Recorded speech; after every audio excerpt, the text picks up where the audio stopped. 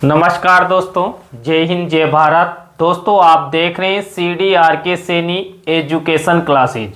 दोस्तों हम हमारे YouTube चैनल के माध्यम से आपको BEd BSTC से संबंधित कई प्रकार की सामग्री निःशुल्क रूप से उपलब्ध करवाते हैं। दोस्तों आज की इस सायकालीन लाइव क्लास में हम अभिक्रमित अनुदेशन विधि आधारित भूगोल अनुकरणीय पाठ योजना के बारे में आपको एक सिमुलेशन टीचिंग लेसन प्लान बताने जा रहे हैं। और दोस्तों आज की इस लाइव क्लास का टॉपिक रहेगा उत्तर भारत का विशाल मैदान। दोस्तों आपके बीएड पाठ्यक्रम में इस वर्ष सिमुलेशन टीचिंग लेसन प्लान आए हैं और वो भी विभिन्न मेथड आधारित। हम हमारे चैनल के माध्यम से आपको विभिन्न मेथड जैसे व्याख्यान विधि, समस्या समाधान विधि, प्रश्नोत्तर विधि, प्रदर्शन विधि, रेखीय अभिक्रमित अनुदेशन विधि इत्यादि पर आपको simulation teaching lesson plan provide करवा रहे हैं। तो दोस्तों आप सब बने रहें हमारे साथ, हमारे इस चैनल के साथ। तो दोस्तों शुरू करते हैं आज का ये सिमुलेशन टीचिंग लेसन प्लान और आपको बताते हैं कि किस तरह आप उत्तर भारत का विशाल मैदान इस टॉपिक को लेते हुए अभिक्रमित अनुदेशन विधि पर सिमुलेशन टीचिंग लेसन प्लान बना सकते हैं।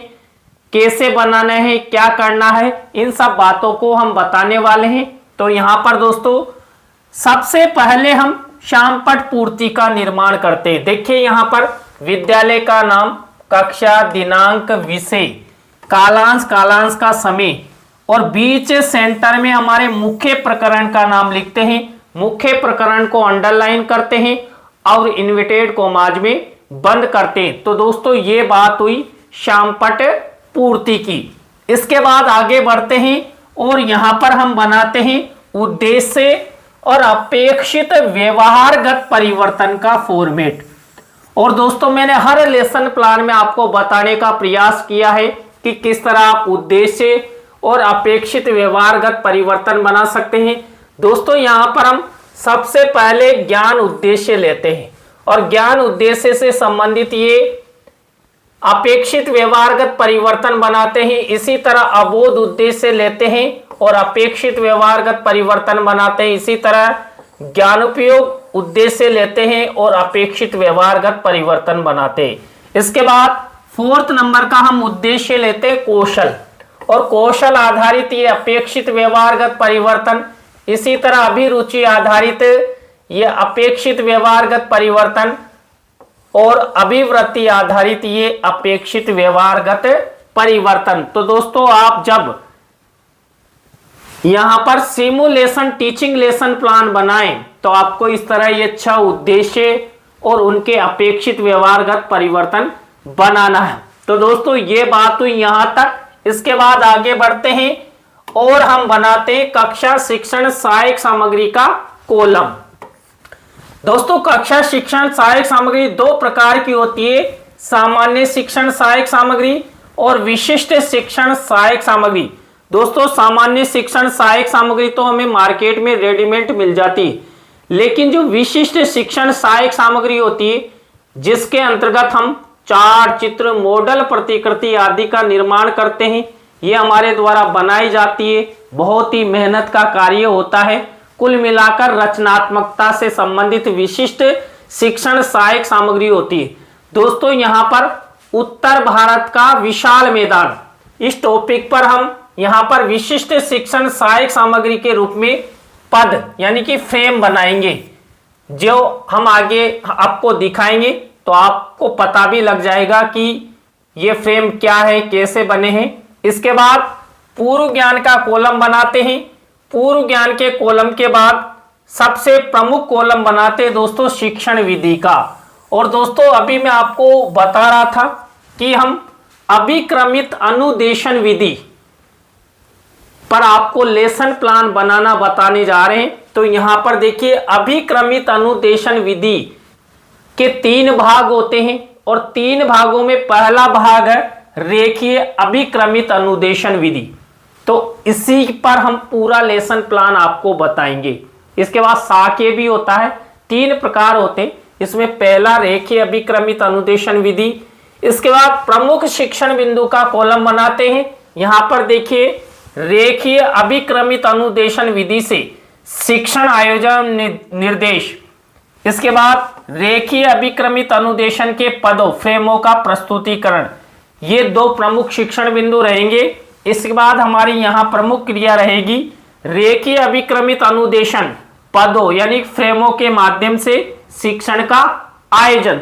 तो दोस्तों यहाँ तक की प्रक्रिया, यहाँ तक के फॉर्मेट के बाद हमारा मुख्य लेसन प्लान शुरू होता है। दोस्तों मैंने कई बार और हर लेसन में आपको बताने का प्रयास किया है कि आप प्रस्तावना के प्रश्न किस तरह बना सकते हैं, क्या क्या धातव्य बिंदु आपको ध्यान रखने। तो यहां पर फिर से मैं आपको बता देता हूं। और ये आप देखिए यहां पर प्रस्तावना के प्रश्न मेरे पीछे देख रहे हैं। तो यहां पर देखिए हम क्या क्या बातें ध्यान रखते हैं। यहां पर 3 से 5 प्रस्तावना के प्रश्न बनाते हैं। अंतिम प्रश्न हमारा समस्यात्मक होता है। अंतिम प्रश्न हमारे मुख्य टॉपिक से रिलेटेड होता है। दोस्तों यहां पर उत्तरों से ही प्रश्न बनाए जाते हैं।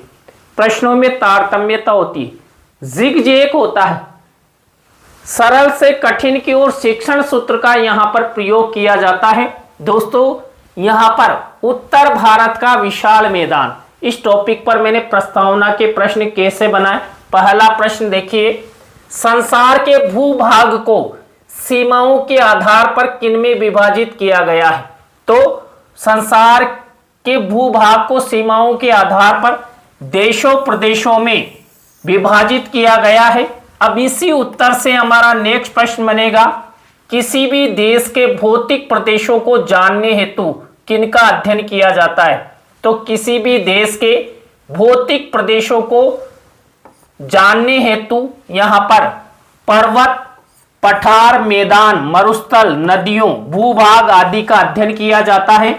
अब इसी उत्तर से हमारा नेक्स्ट प्रश्न बनेगा और बना भी हुआ है, भारत में स्थित पर्वतमालाओं में नवीन वलित पर्वतमाला किसे माना जाता है। दोस्तों आंसर मिला, हिमालय पर्वतमाला को नवीन वलित पर्वतमाला के नाम से जाना जाता है।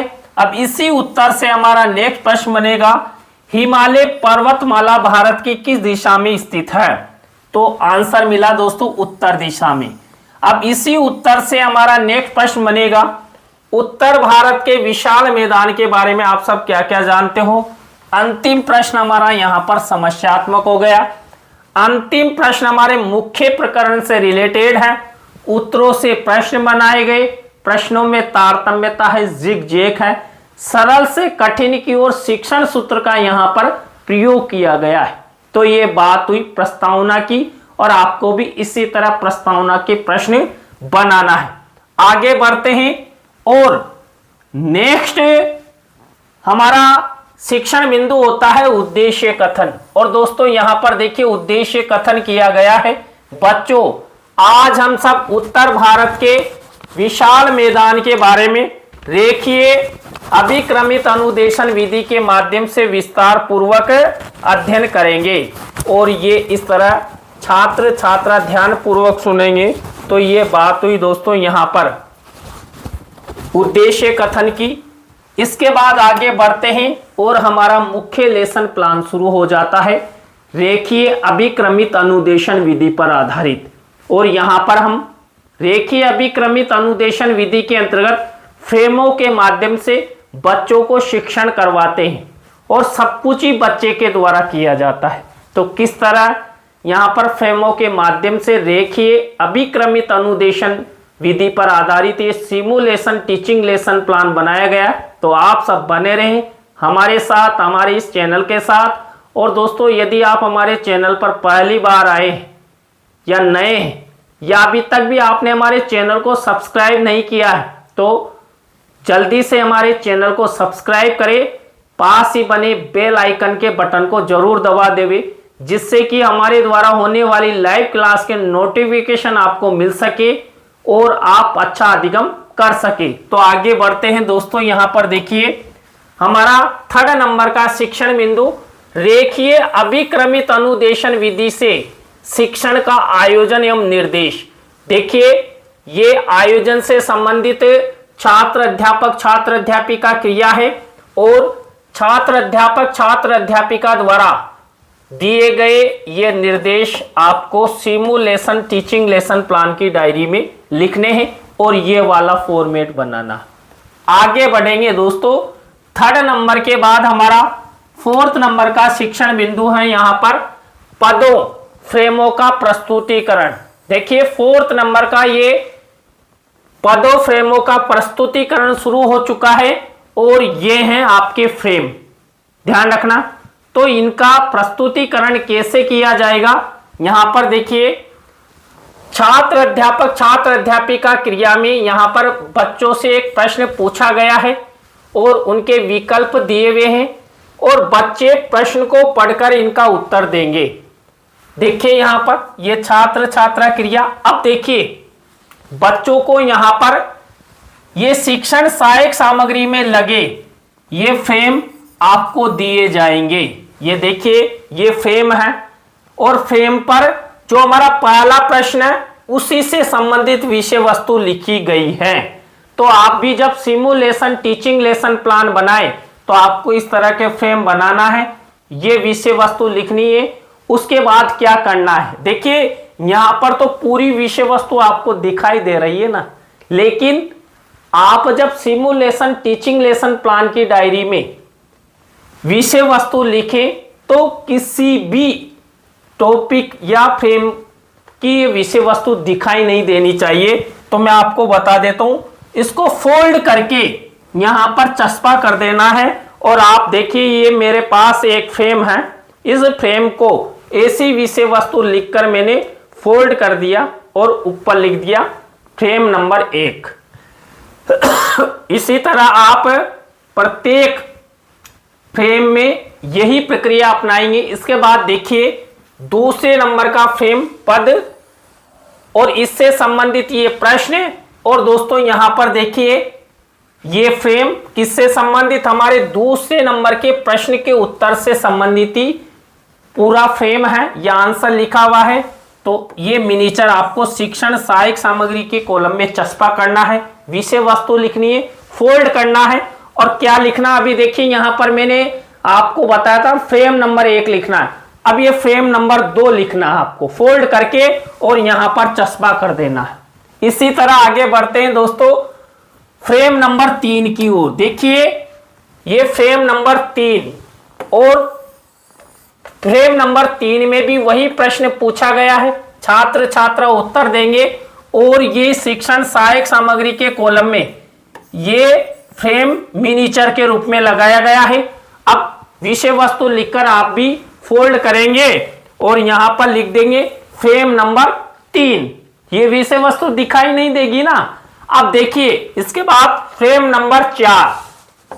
अब फ्रेम नंबर 4 में भी वही प्रश्न उत्तर और उससे संबंधित ये विषय वस्तु और ये आंसर लिखा हुआ है, फोल्ड करेंगे और फ्रेम नंबर 4 लिख देंगे। यानी कि इस तरह के रंगीन अलग अलग कलर के आप मिनीचर बनाएंगे। तो इस तरह आपको जिस नंबर का क्रम का फ्रेम है वो संख्या लिख देंगे और फोल्ड करके इसके अंदर विषय वस्तु लिखी गई है। तो ये फ्रेम है।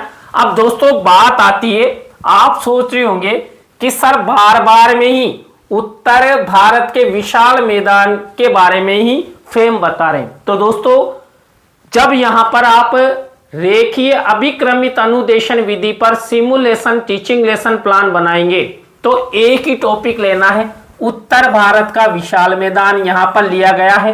अब पूरे फ्रेम उत्तर भारत के विशाल मैदान से संबंधित होंगे। अब इससे संबंधित कई तरह की विषय वस्तु यहां पर रहेगी। अब इसके बाद आगे बढ़ते हैं फ्रेम नंबर 5 की ओर। देखिए दोस्तों यहां पर फ्रेम नंबर 5 और फ्रेम नंबर 5 से संबंधित ये प्रश्न, ये उत्तर और शिक्षण सहायक सामग्री के कॉलम में देखिए यहां पर ये फ्रेम मिनीचर के रूप में चस्पा किया गया है, विषय वस्तु लिखी गई है, आंसर लिखा गया। और आप जब अपनी सिमुलेशन टीचिंग लेसन प्लान की डायरी में बनाएंगे तो इस फ्रेम में ये विषय वस्तु लिख देंगे, फोल्ड करेंगे और वही फ्रेम नंबर 5, देखिए केवल फ्रेम नंबर दिखेगा, अंदर विषय वस्तु रहेगी। इसके बाद इसी तरह फ्रेम नंबर 6 और ये प्रश्न, ये उत्तर और वही यहां पर 6 नंबर का फ्रेम। और ये विषय वस्तु दोस्तों इधर जो प्रश्न होता है ना उसी से संबंधित होती है, ध्यान रखना। और आप खुद भी समझ रहे होंगे कि इधर प्रश्न है उसी से संबंधित विषय वस्तु फ्रेमों में लिखी गई है। इसके बाद 7 नंबर का हमारा फ्रेम नंबर देखिए 7, और ये प्रश्न और ये उत्तर, और वही फ्रेम नंबर 7 से संबंधित जो प्रश्न है उसी से संबंधित ये शिक्षण सहायक सामग्री यहां पर फ्रेम में लिखी गई है। इसी तरह फ्रेम नंबर 8 और ये प्रश्न और ये उत्तर, और वही फ्रेम नंबर 8 से संबंधित विषय वस्तु यहां पर लिखी गई है। सभी फ्रेमों पर विषय वस्तु लिखना है, संबंधित प्रश्न से संबंधित लिखना है, और फोल्ड करके आपको हर फ्रेम के ऊपर इस तरह आपको फ्रेम नंबर 1, फ्रेम नंबर 2, 3, 4 विषय वस्तु दिखनी नहीं चाहिए। तो आप सिमुलेशन टीचिंग लेसन प्लान की डायरी में ऐसे फोल्ड करके फ्रेम लगाना है। तो दोस्तों ये हुई, इस लेसन प्लान में मैंने 8 फ्रेम लिए हैं और 8 फ्रेम के बारे में आपको बता दिया है। इसके बाद आगे बढ़ते हैं और हमारी नेक्स्ट स्टेप आती है दोस्तों यहाँ पर पुनरावृत्ति प्रश्न उत्तरों की। दोस्तों जितने भी अभी हमने फ्रेम लिए और फ्रेमों में जो विषय वस्तु लिखी थी ना उसी में से ये पुनरावृत्ति प्रश्न उत्तर हमारे द्वारा बनाए जाते हैं। ये देखिए 5 पुनरावृत्ति प्रश्न उत्तर हमारे द्वारा बनाए जाएंगे। पुनरावृत्ति प्रश्न उत्तरों के बाद हमारी नेक्स्ट स्टेप यहां पर आती है दोस्तों मूल्यांकन प्रश्नों की। देखिए जो मूल्यांकन प्रश्न होते हैं इनके बारे में मैंने कई बार आपको बताया। देखिए यहां पर लिखा हुआ है ये मूल्यांकन प्रश्न, और यहां पर 3 प्रकार के मूल्यांकन प्रश्न ये ब्लैक शीट के मिनीचर पर बनाते हैं। प्रत्येक प्रकार के प्रश्न यानी कि 3 प्रकार में 2-2 प्रश्न लेते हुए टोटल 6 प्रश्नों का निर्माण हमारे द्वारा किया जाता है। यहां पर देखिए पहले प्रकार का प्रश्न, निम्नांकित वस्तुनिष्ठ प्रश्नों के उत्तर दीजिए, ये 2 प्रश्न। इसके बाद रिक्त स्थानों की पूर्ति कीजिए, 2 प्रश्न। दोस्तों आप सत्य असत्य से रिलेटेड प्रश्न भी ले सकते हैं। इसके बाद प्रश्न नंबर 3 और ये 2 प्रश्न, टोटल 6 प्रश्नों का निर्माण यहां पर किया गया। दोस्तों मैं एक बात बता दूं, किसी भी प्रश्न का आंसर आपको नहीं लिखना है। जब कक्ष में इस सिमुलेशन टीचिंग लेसन प्लान का प्रेजेंटेशन किया जाएगा उस दौरान बच्चों से पूछ कर ये मूल्यांकन प्रश्नों के आंसर लिखे जाते। तो ये बात हुई मूल्यांकन प्रश्नों की। इसके बाद हमारी अंतिम स्टेप आ जाती है दोस्तों गृह कार्य की।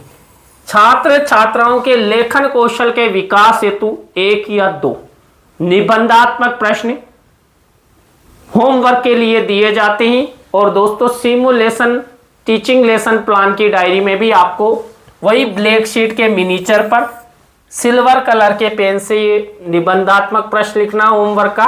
तो दोस्तों आज की इस लाइव क्लास में हमने अभिक्रमित अनुदेशन विधि आधारित यहां पर भूगोल विषय को लेते हुए उत्तर भारत का विशाल मैदान, इस पर आपको सिमुलेशन टीचिंग लेसन प्लान बताया। दोस्तों आज का लेसन प्लान आपको कैसा लगा कमेंट सेक्शन में जरूर बताएं। अच्छा लगा हो तो लाइक करें, कमेंट्स करें, अपने अपने दोस्तों को ट्रक भर भर कर शेयर करें। दोस्तों शेयर करने से कोई पैसा खर्च नहीं होता है। यदि आपका शेयर हमें सपोर्ट करता है तो आप जरूर ट्रक भर भर कर शेयर कीजिएगा। दोस्तों new simulation teaching lesson plan के साथ फिर मिलेंगे CDRK सैनी एजुकेशन क्लासेज पर। जय हिंद, जय भारत, जय माता जी की। Thank you. लाइव में जुड़ने के लिए आप सोचते हैं कि सर कमेंट्स के आंसर नहीं देते। दोस्तों यदि आपको हमसे पर्टिकुलर कोई बात करनी है, आपके साथ कोई समस्या है, तो हमारे इस हेल्पलाइन नंबर पर आप हमसे जुड़े और आप अपनी समस्याएं बताएं। हम आपकी समस्या का समाधान करने का प्रयास करेंगे। Thank you. जय हिंद, जय भारत, जय माता जी की।